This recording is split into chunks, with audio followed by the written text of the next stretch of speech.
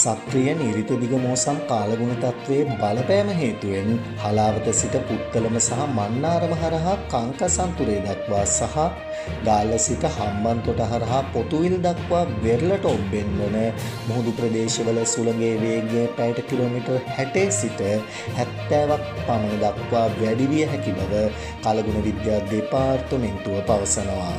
ඒ අනුව අදාළ මුහුදු ප්‍රදේශවලට නැවත දැනුම් දෙන තුරු යාත්‍රා නොකරන ලෙසයි දීවර සහ නාවික ප්‍රජාවට දැනුම් දී තිබෙන්නේ.